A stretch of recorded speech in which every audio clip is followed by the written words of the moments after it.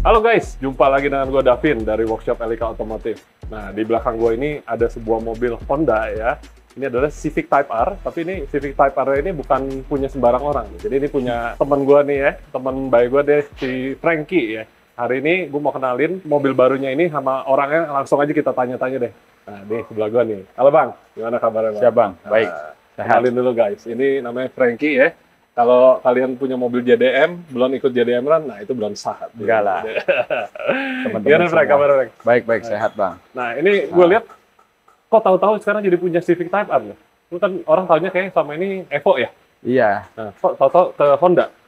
Lagi mau cari mobil nyaman sih, Ya, buat top speed atau memang mobil harian yang memang dari pemakaiannya juga nyaman lah. Jadi yang Evo nggak nyaman buat hari? Nyaman, tapi udah terlalu tua. Cerita jalan overheat apa itu ya? Enggak lah. Tahu ada yang copot gitu. Gue punya kan standaran. Standar kampret gitu. Jadi zaman dulu gue main Subaru nih awal, nah ini nih rival gue nih, Evo nih. Atau kalau belum lewat mobilnya itu belum kenceng katanya gitu kan. Kagak lah, sama aja. Tapi Honda nih, ngomong-ngomong soal Honda, dulu kalau nggak salah waktu gua kenal lu pertama main Honda juga kan ya dulu ya? Itu Civic FD1. FD1. Iya. Dulu gua main Jazz waktu itu. Iya. Dulu ketemunya di Sentul guys. Iya. Dulu gua track turboin. day pertama, gue inget tuh ada Civic FD1 Turbo, nah ini punya dia. Jadi di Honda Type R ini sendiri, lu suka karena dia bisa dipakai 4 pintu sih ya? 4 pintu. Tapi tetap manual. Gitu. Iya. Jadi kalau mobil-mobil BMW, Mercy gitu-gitu kan, kebanyakan yang baru-baru semua tuh udah DSG, Matic. Ya, itu nggak ada Matic. Emang buat ini main mobil mainan seruan manual. Emang racer sejati ya gini, harus selalu ngopling. Biasa kan kalau modif kita harus ada konsep lah ya. Gue lagi coba barang-barang US sih, pengen tahu. Ya soalnya di mobil gue search juga banyak banget produk yang bikin buat nih mobil. Jadi dari Amrik ya kebanyakan. Iya, Amrik banyak. Ya lagi pengen cobalah aliran USDM kali ya. Iya, sebenarnya sih ini mobil Honda kan mereknya Jepang. Cuman FK8 itu sendiri dia tuh bukan JDM kan ya. Di Jepang tuh nggak ada guys. Jadi kalau di Jepang dia terakhir stop sampai FD2R ya. Betul. Terakhir FD2R. Makanya kenapa barang-barangnya kebanyakan bikinannya dari Amrik kalau nggak Europe nih ya. Inggris, Amrik, Eropa. Nah, jadi parts-parts yang udah dipesan buat mobil kan kebanyakan kemarin tuh kita ada PRL ya. PRL intake pipe, down pipe, front pipe, terus knalpotnya akhirnya pakai merek apa tuh tadi lu bilang? Rimac. Iya, Rimac. Alasannya kenapa tuh pakai itu? Gue udah nyari suaranya aja sih. Udah pas nyari-nyari pakai dengerin YouTube segala macem, ya paling demen Rimac sih. Kakaknya sudah enggak nih? Ya bukannya udah enggak sih, cuman gue suaranya lebih demenan Rimac aja. Kalau HKS gitu-gitu kan biasanya itu ya Jasma ya? Iya. Jasma kurang menggelegar lah buat. Iya benar. Nah, jadi di mobil ini dia pilih knalpot merek Rimac yang akhirannya pilihannya itu ada di stainless steel ya, bukan titanium. Nah, jadi dia udah memutuskan untuk main sekarang alirannya lebih ke USDM. Nah, kalau ngomong USDM kan orang bule itu gila-gilaan tuh, powernya ngepol-ngepol. Lu juga pengen dong segitu dong? Ya. Masa cuma stage 1 doang gitu? Udah rasa buat enak nyaman buat masih main sih di bawah 400 WHP sih. Jadi ya target gue memang di bawah 400 aja sih WHP. Target kita ya ntar kapan-kapan lah. Oke, jadi target kita mau bikin 400 WHP buat penggerak depan sih kenceng banget sih itu sih bakalan. Ya makanya nanti minta tolong tuner andalan kita Bro Toko. Oke. Jadi kurang lebih Frankie kita udah tanya-tanya ya sama dia tadi konsepnya seperti ini. Nah, kalau gitu sekarang kita akan langsung aja nih mobilnya kita oprek. Nanti kita akan kembali lagi dengan hasilnya.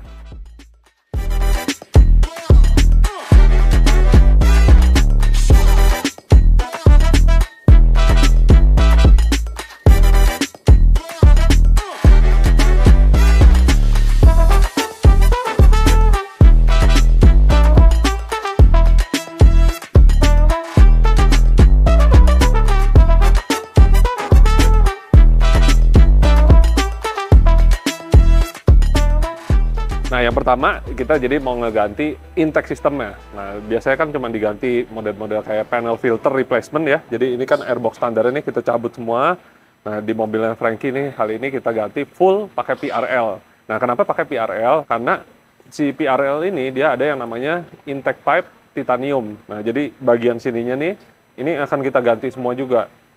dia pengen semuanya benar-benar airflow yang masuk ke turbo, katanya kalau bisa pipanya gede biar nyamain dengan exhaust-nya yang diganti dengan 3 in. Jadi biasanya kan kalau intake pipe mobil-mobil pada umumnya itu menggunakan plastik. Ini sih sebenarnya udah pakai bahan aluminium gitu, cuma memang raw ya, nggak dipolish. Nah, ini dia intake-nya dari PRL ya. Jadi sebenarnya ini adalah dua sistem yang berbeda. Sampai sini nih, ini disebutnya dengan PRL HVI, High Flow Intake ya. Dia jadi dapat airbox-nya begini nih. Nah, ini udah open filter. Bagusnya sih sebenarnya tipe intake-nya ini bukan yang terbuka telanjang gitu aja, karena kalau yang model terbuka gitu biasanya malah nyedot udara panas dan juga malah jadi berisik ya. Nah, si PRL HVI ini bagusnya kita bisa lihat ya, dia masih menggunakan airbox begitu. Nah, ini lagi dibuka nih, sebenarnya ada semacam kayak covernya bisa dibuka tutup.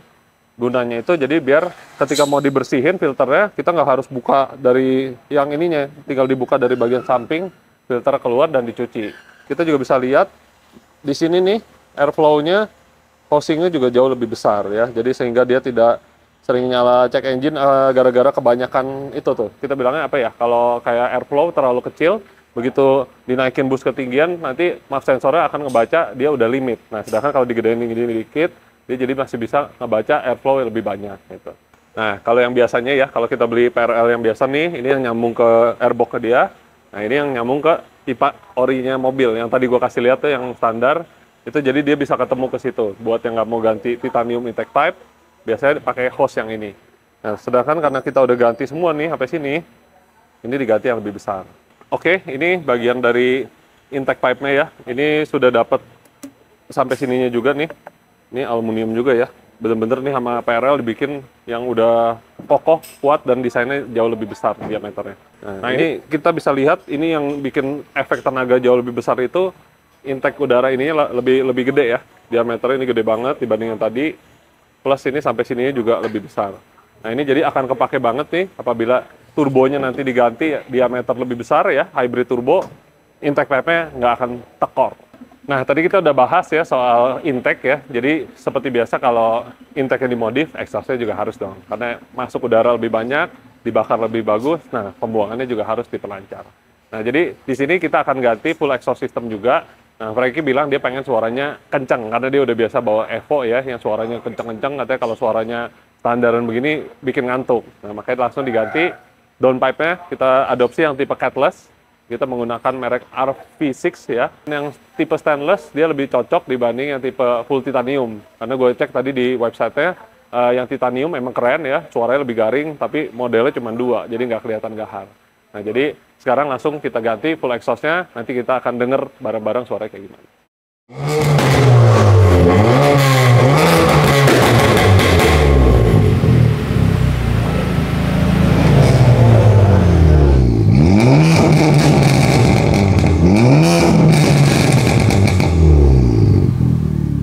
Nah, kita bisa lihat nih langsung di mobil ini yang udah terpasang adalah kita pasang ya dengan oil cooler daripada Grady nih. Ini pendingin untuk oli mesin. Jadi ngebantu waktu kita main di tol, sirkuit, biar oli mesinnya tuh tidak kepanasan. Jadi mesin kita bloknya juga lebih aman. Terus parts cooling-cooling lainnya juga kita pasang seperti radiator. Ini dari Koyorat. Dan juga ada intercooler dari PRL. Intercooler tidak lupa juga dilengkapi dengan pipa-pipanya ya. Jadi pipa intercooler yang aslinya bahannya pada plastik gitu. Ini semua udah terganti dengan PRL. Intake juga waktu itu udah dipasang di tahap awal. Ini menggunakan PRL juga. Terus intake pipe-nya PRL, downpipe, frontpipe, knalpot. Nah, itu semuanya udah diganti. Bayangin guys, 2000 cc, 4 silinder turbo, tapi powernya 300 WHP. Itu zaman dulu kalau bikin Evo Subaru, paling nggak itu udah habis budget sekitar 150-200 juta kali ya, ganti turbo, ganti cam, segala macem. Nah, ini stock block tapi bisa segitu. Nah, kali ini target kita mungkin mau nge-push lebih dari 350 WHP. Jadi ini mungkin sih beberapa mobil kayaknya udah ada yang pakai ya. Ini adalah FK8 Direct Injection Fuel System Upgrade. Nah, jadi kalau orang yang udah ganti turbo biasanya pasti dia udah ganti fuel systemnya juga. Nah, di sini fuel system upgrade-nya itu terdiri dari dia punya direct injection pump ya yang high pressure, dan juga dia punya injektor yang size-nya lebih gede. Nah, ini gunanya adalah untuk menyuplai si mobil dengan kapasitas bahan bakar yang lebih mumpuni. Karena kan kita mau naikin bus, apa segala macam, kalau bahan bakarnya tekor, yang ada mesinnya ngelin, nanti bisa jebol. Nah, di sini kita lihat, ini ternyata udah gantian ya. Jadi kemarin sama mekanik kita udah dipasang semua, tapi gue mau kasih lihat lah. Ini dari Hondata ya. Jadi sudah disertai semuanya dengan dia punya calibration, sehingga kita tidak perlu coba-coba lagi waktu kita tuning. Fuel systemnya jadi udah terkalibrate nantinya dengan Hondata tuningannya juga. Nah, ini yang disebut dengan high pressure fuel pump ya, kita bilangnya HPFP. Ini kalau ini adalah yang standarnya ya. Jadi buat yang nggak tahu, kayak zaman dulu itu kan fuel pump itu ada di tangki bahan bakar tuh, di tangki BBM. Nah sekarang, jadi kalau mobil-mobil canggih direct injection, pompanya ada dua, yang satu di tangki, satu yang di depan. Nah yang di depan ini tekanannya tinggi sekali untuk menyuplai si mesin ini dengan pressure yang super besar ya. Biasanya tuh tekanannya tuh lebih dari kayak di mobil diesel lah, kayak di diesel kan kita bilang common rail diesel tuh high pressure pump. Nah ini sama juga, fungsinya adalah untuk menyuplai injektornya ya, sampai berapa ribu bar gitu nih. Nah jadi ini injektornya yang orinya juga, kalau nggak salah standar itu 1000 cc deh ya kalau nggak salah. Nah diganti dengan Hondata fuel injector juga, yang cc-nya kalau nggak salah 1300 sekian atau 1400 cc. Jadi kurang lebih 40% bahan bakar tuh udah lebih masuk gitu. Nah jadi di mobil nih sayangnya udah ketutupan ya. Oh ini nih masih bisa dibuka nih. Kita kasih lihat dikit. Di sini kita bisa lihat ya guys ya, ini sudah terpasang yang Hondata fuel system. Termasuk sampai jalur-jalur hard type-nya juga, karena ini kan pressure tinggi sekali ya, jadi berbahaya kalau sampai dia bocor, copot, itu bisa menyebabkan kebakaran mobil. Makanya kita harus make sure nanti setelah pemasangan, kita cek-cek lagi, tes-tes dulu sebelum nantinya naik dyno untuk gaspol, untuk dihajar pol-polan tuningannya nih. Nah, dengan ini nih, nanti flex fuel sensor ini kerennya nanti bisa pakai wifi ke handphone, buat ngecek juga nih, oh berapa persen yang ada di mobil. Sehingga nanti kita tahu kalau waktu ngisi udah cukup atau kurang nih, nanti jadi bisa ditahuin dari handphone secara live, data login dari handphone juga. Gua gantiin juga nih sekalian ya, dia punya yang namanya coolant overflow tank, karena orinya itu bahannya plastik. Plastik itu ada umur, dipakai berapa tahun itu pasti nanti ada yang namanya kebocoran, rembes, pecah. Nah itu nanti bikin males aja sih ketika dipakai di jalan, tahu-tahu rembes, nah itu kan jadi sebuah PR lagi. Makanya kita ganti, ini pakai radium ya, radium engineering dari Amerika juga, bahannya udah billet aluminium, dan juga tutup radiatornya diganti untuk menahan tekanan daripada air yang ada di mesin. Ketika misalnya kita udah performanya tinggi kan tekanannya luar biasa tinggi tuh. Jadi biar dia bisa bantu juga buat coolingnya. Nah ada satu lagi nih tadi kelupaan dibahas ya, ini adalah MAF sensor daripada Hondata juga nih. Jadi ini gunanya untuk membaca debit udara yang lebih banyak, karena standarnya itu biasanya kalau nggak salah bus di atas 18 sampai 2 bar gitu dia udah nggak ngebaca lagi, sehingga nanti dia kena cek engine mulu, katanya MAF sensornya udah mentok. Nah ini diganti yang ini, bentukannya sama tapi ini udah dimodified sama Hondata. Nah, jadi dengan Hondata punya ini dia bisa baca air fuel mixture-nya tuh nanti juga jadi nggak ngaco ya, karena dia punya mass airflow-nya ini dibaca dengan akurat gitu. Jadi buat yang mau main bus lebih gede lagi ganti turbo ini kepake. Anyway karena kita pengen nantinya kan upgrade terus, jadi kita putusin buat beli ini. Nah menariknya nih gini, satu lagi. Jadi tuningnya kita kan sebagai dealer daripada Hondata ya untuk Indonesia. Nah sekarang kita juga akhirnya untuk refresh mobil-mobil seperti Civic Turbo apa segala macam, kita udah bisa. Jadi Anda nggak usah beli Hondatanya, cukup datang kita, ibaratnya beli license sama jasa tuning kita aja. Jadi buat kalian nggak perlu beli ini karena ini cukup mahal ya, harganya ini sendiri udah sekitar 14-15 juta, belum termasuk tuning segala macam. Jadi kan ada yang mau ngerasain tuningan Hondata nih, dengan software Hondata kan banyak tuh yang bisa diatur segala macam. Contohnya kalau di mobil Type R juga dia tuh bisa map switching, terus udah gitu ada multi map, anti lag. Nah itu semua kalau pakai yang refresh biasa nggak bisa. Karena di sini kan kita beli dari Hondata fitur-fitur dan juga ibaratnya apa ya, kualitas dari sebuah tuning software-nya itu yang dibeli.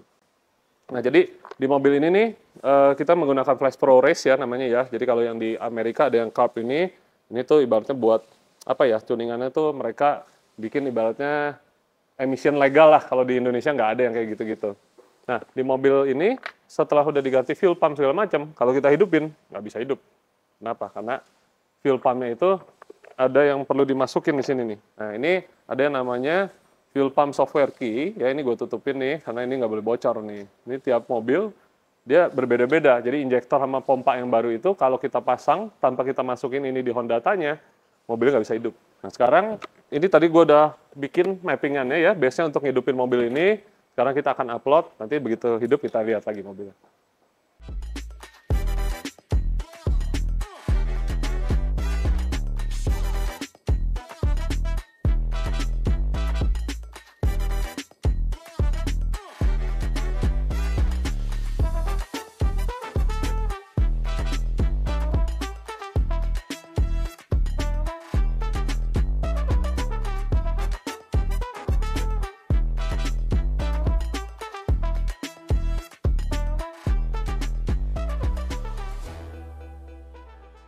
hari ini kita mau tuning mobil Koko Franky ya. Jadi yang ini akan dipersiapkan untuk besok acara JDM Fun Trip.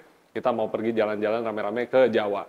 Nah, jadi sebelum kita jalan touring jauh nih, mobil mau disiapin dulu semua dan juga pastinya dibikin kenceng. Kayaknya dia mau ngelawan mobil-mobil JDM yang inilah ya, yang kayak Evo, Subaru gitu-gitu. Boleh lah, ini jadi dengan turbo standar, tapi kita hari ini mau bikin powernya udah nge-push di atas 400 horsepower di mesinnya. Jadi mungkin on wheel-nya target kita di 320 gitu kali ya, 320 ke atas.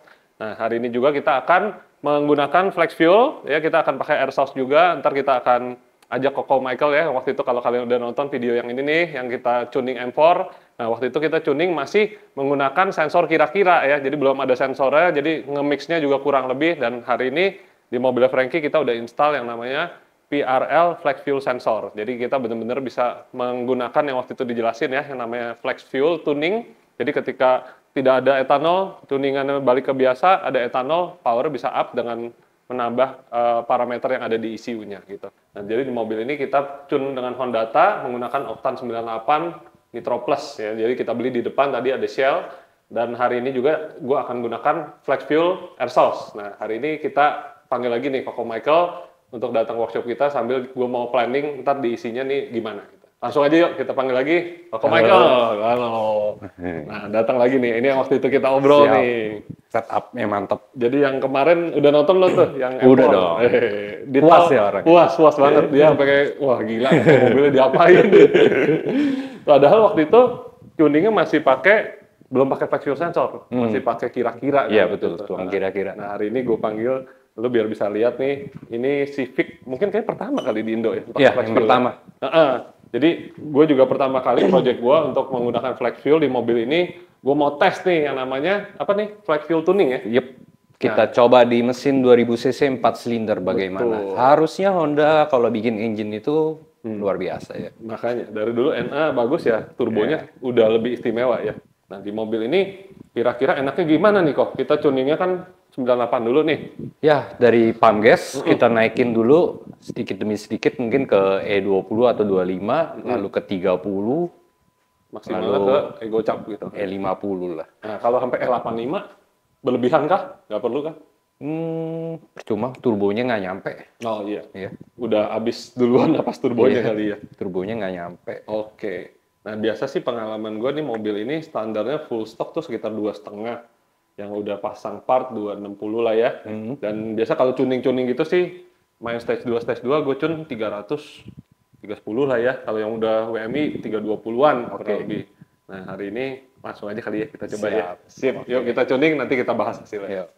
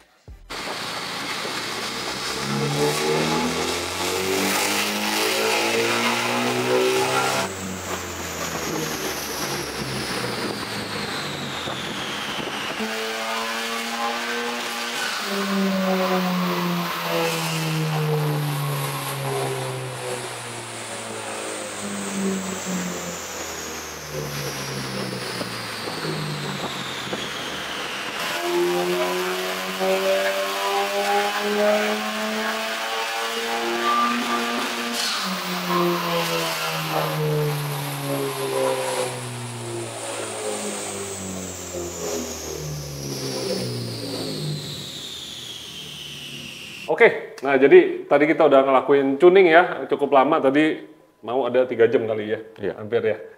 Jadi tadi gua mencoba tuning yang pertama tuh kita main dengan bus rendah dulu tuh. Tadi Om Mike ya, kita main bus sekitar 1,3 sampai 1,5 lah kurang lebih tadi kita coba-coba.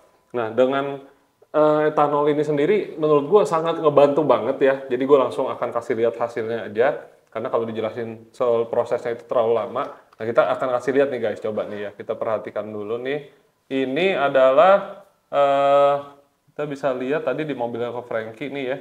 Dia jadi tadi main dengan, ini waktu standar nih, jadi ini Type R yang standar. Nah ini tadi base map kita ya, jadi kemarin tuh ketika udah kepasang semuanya kan mobilnya di bawah tuh, kita kasih base mapnya dulu deh nih, jadi tuningannya juga belum naik dyno, kira-kira aja gitu loh. Nah biasanya kalau dengan mobil Type R itu sendiri, yang udah tuning sih biasanya bisa dapat power sekitar 275 sampai 280 deh ya. Nah akhirnya tadi kita finaling tuningnya tuh menggunakan etanol. Kita bisa lihat nih perbedaannya antara non-etanol versus etanol, ngaceng langsung ya di sini ya. Gendut.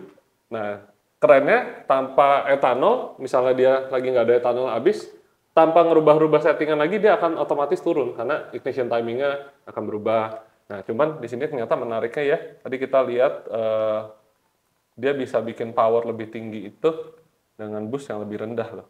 Tuh. Ini jadi FK8 standar ting-ting nih ya, ECU-nya bahkan masih standar, dia nge-boost 1,55 bar. Nah, setelah kita pakai ethanol tune map itu, memang ketika etanol udah ada di dalam, mappingnya kita bikin boostnya turun aja, karena ngapain kan? Udah bikin power lebih tinggi ya boostnya main rendah. Ini bahkan kita turun 10%. Ya, buat cegah mobil ini penyakit nomor satunya itu adalah heat shock ya. Betul, heat shock. Dia jadi gue pernah ngobrol sama orang Honda di luar negeri sih katanya terlalu sempit ya barang-barangnya itu. Jadi turbonya kan di depan tuh. Kalau yang FL5 yang baru dia kan makanya dirubah tuh ya posisinya, jadi nggak kayak begitu, dipakai buat buang panas bukannya didorong angin. Jadi kita bisa lihat dengan etanol ini mapnya masih yang low boost, boostnya baru 1,3 bar, udah dapat power 300 wheel horsepower. Sekarang kita masukin yang boost tingginya nih. Sekarang tadi kan udah dapat berapa? 302 ya, 302 dengan map boost rendah. Sekarang kita coba nih mainnya boostnya ditinggiin nih kok.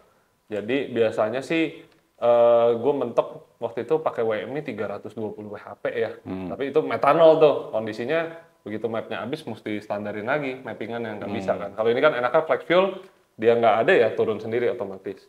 Nah tadi kita coba main lagi dengan pakai etanol, campurannya E35, yang satu lagi sampai E45 kurang lebih ya. Jadi itu campuran etanol sama bahan bakarnya yang diukur sama sensor, nah ini kandungannya 40%. 40%-an.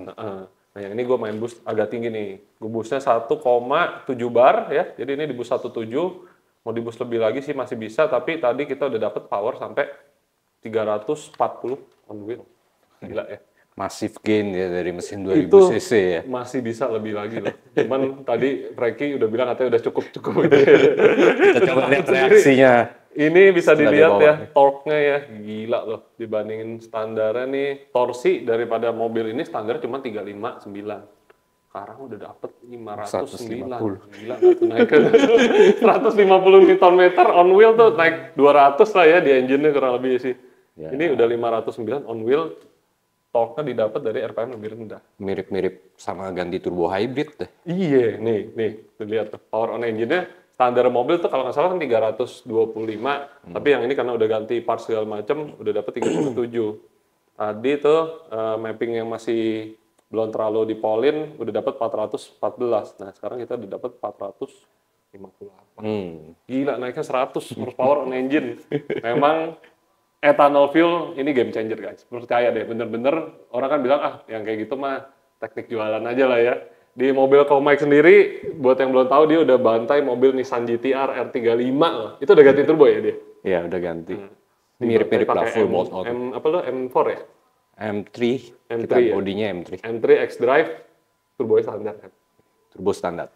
Ya. Itu bener-bener game changer. Nah jadi mobil Civic Type R 2000 cc standar power cuma 325. Sekarang jadi 450 HP. Ya, ini nggak perlu ganti turbo, ibaratnya orang ganti turbo pakai oktan 98 doang ya powernya juga mungkin antara di bawah ini atau sama kali ya. Iya. Mirip-mirip ya. Mirip-mirip ya. Ini ya, paket hemat lah dengan turbo standar powernya bisa segini.